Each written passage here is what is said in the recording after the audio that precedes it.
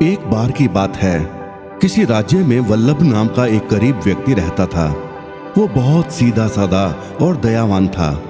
वो अपने जीवन में बहुत मेहनत करता था, परंतु वो जितनी भी मेहनत करता उसको सफलता नहीं मिलती।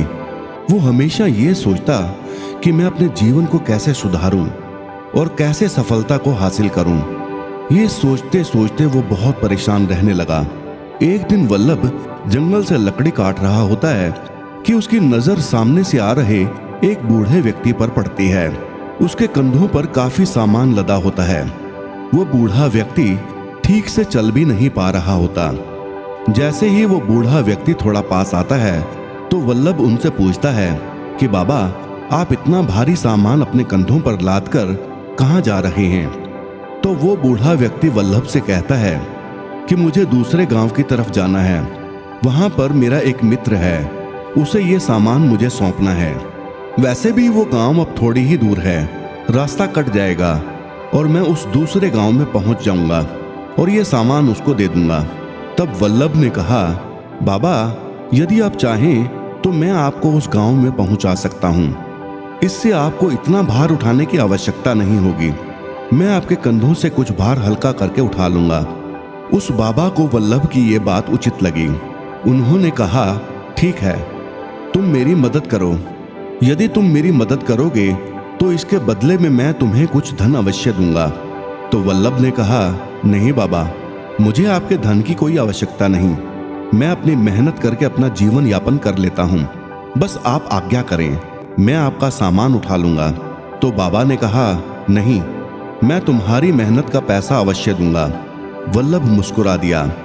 अब वल्लभ ने उस बूढ़े व्यक्ति से एक संदूक ले लिया। उसने सोचा कि इसमें ज्यादा वजन नहीं होगा, लेकिन जैसे ही उसने संदूक को उठाया तो संदूक वल्लभ को थोड़ा भारी लगा। फिर उसने सोचा, कोई बात नहीं, थोड़ी दूर ही तो जाना है, और वो उन बाबा के साथ चलने लगता है। चलते चलते वल्लभ ने बाबा से पूछा, बाबा, इस संदूक में क्या है? तो बाबा थोड़ा मुस्कुराकर बोले, इसमें सोने के सिक्के हैं, बस इसे ही तुम्हें लेकर चलना है, बाकी का सामान तो मैंने ही उठा रखा है। वल्लभ कुछ नहीं बोला और दोनों चलने लगे। आगे चलने पर एक नदी पड़ती थी। बाबा उस नदी की तरफ देखकर थोड़ा रुक गए और सोच में पड़ गए कि इस नदी को कैसे पार किया जाए। वल्लभ ने बाबा की तरफ देखा तो पाया कि बाबा किसी गंभीर सोच में हैं। तो वल्लभ ने बाबा को कहा, आप किस सोच में हैं? तो बाबा ने कहा कि इतना सामान लेकर मैं इस नदी को कैसे पार करूंगा? मैं इस नदी को पार नहीं कर सकता, बस इसी बात को लेकर थोड़ा परेशान हूं। तो वल्लभ ने कहा, बाबा, बस इतनी सी बात है, लाइए आप एक संदूक मुझे और दे दीजिए, मैं इसे भी उठा लूंगा। बाबा ने वो दूसरा संदूक भी वल्लभ को दे दिया और दोनों बातें करते हुए आगे बढ़ने लगे। वल्लभ मन ही मन सोचने लगा कि ये संदूक तो पहले वाले संदूक से भी भारी है। आखिर क्या है इस संदूक में? वल्लभ को सोच में देखकर बाबा ने पूछा, वल्लभ, तुम किस सोच में पड़े हुए हो? तो वल्लभ ने कहा, बाबा, मैं ये सोच रहा हूँ, ये संदूक तो पहले वाले संदूक से भी ज्यादा भारी है। आखिर क्या है इसमें, और ये कितना जरूरी है कि आपको भार उठाकर दूसरे गांव में लेकर जाना पड़ रहा है? तो बाबा ने कहा, इसमें सोने चांदी और इसके अलावा भी बहुत कुछ है।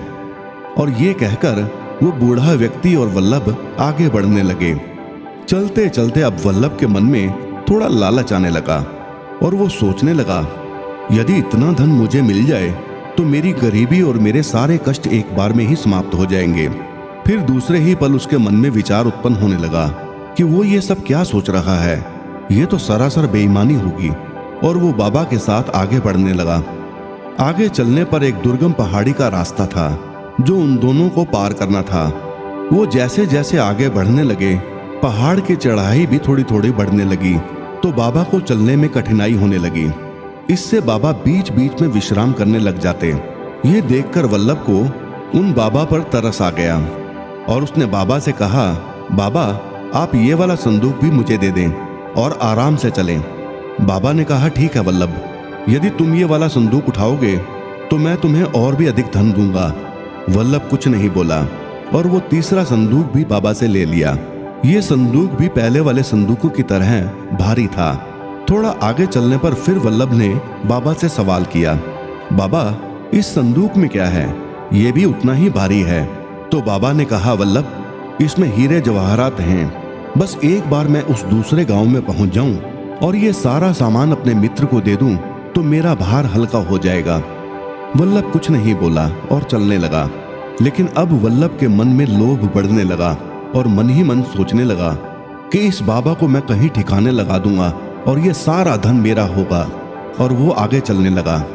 वल्लभ के चलने की गति अब थोड़ी तेज हो गई और वह बाबा से इतना आगे निकल गया कि उसको विश्वास हो गया कि अब वो बाबा चाहकर भी मेरा पीछा नहीं कर पाएंगे।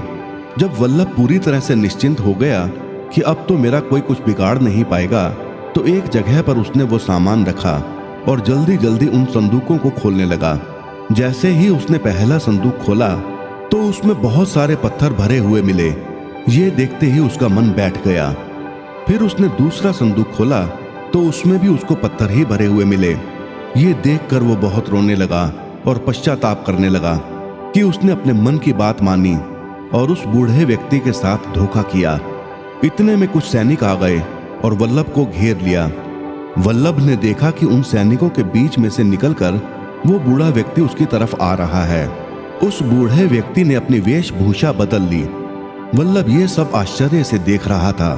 उसे कुछ समझ नहीं आ रहा था कि आखिर हो क्या रहा है। तब उस बूढ़े व्यक्ति ने वल्लभ से कहा, वल्लभ मैं इस राज्य का राजा वीरसेन हूं। मैंने जानबूझकर ऐसी वेशभूषा बनाई। मैं किसी ईमानदार व्यक्ति की तलाश में था जो मेरे मरने के पश्चात इस राज्य को ईमानदारी से चला सके। तो रास्ते में तुम मुझे मिले तो मैंने तुम्हें ही परखने की सोच ली। इसीलिए ये सारा सामान मैं तुम्हें धीरे धीरे देता चला गया और तुम मेरे साथ साथ चलने लगे। लेकिन मुझे बीच बीच में आभास होना शुरू हो गया था कि तुम्हारे मन में लालच ने जन्म ले लिया है और तुमने आखिर में वो सब कर ही दिया जिसकी संभावना मुझे लग रही थी। तुम इस राज्य के राजा नहीं बन सकते। यदि तुमने ईमानदारी दिखाई होती तो तुम आज भविष्य के राजा होते। लेकिन वल्लभ अब कुछ नहीं हो सकता। तुमने अपने पैरों पर खुद ही कुल्हाड़ी मारी है। वल्लभ बहुत रोने लगा और गिड़गिड़ाने लगा। तब राजा ने कहा कि वल्लभ तुमने 2 संदूक खोले तो तुम्हें उनमें कुछ भी नहीं मिला, तो तुम निराश हो गए कि अब तीसरे संदूक में भी कुछ नहीं होगा। तो राजा ने अपने सैनिकों को आदेश दिया कि उस तीसरे संदूक को भी खोला जाए। जैसे ही तीसरा संदूक खोला गया तो उसमें से बहुत सारे सोने के सिक्के, हीरे मोती और कीमती सामान था। तब राजा ने कहा, यदि तुमने थोड़ा धैर्य दिखाया होता तो आज ये सब तुम्हारा होता। मैं तुमसे लेता नहीं, लेकिन अब ये तुम्हारा नहीं हो सकता।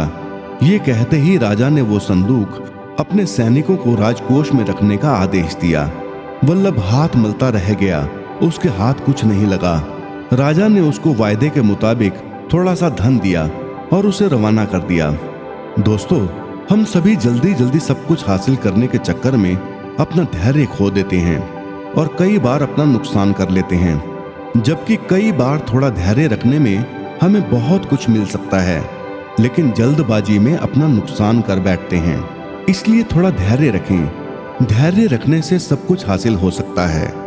दोस्तों, आपको ये कहानी कैसी लगी कृपया कमेंट करके अवश्य बताएं और यदि कहानी अच्छी लगी हो तो चैनल को लाइक और सब्सक्राइब अवश्य कर दें। धन्यवाद।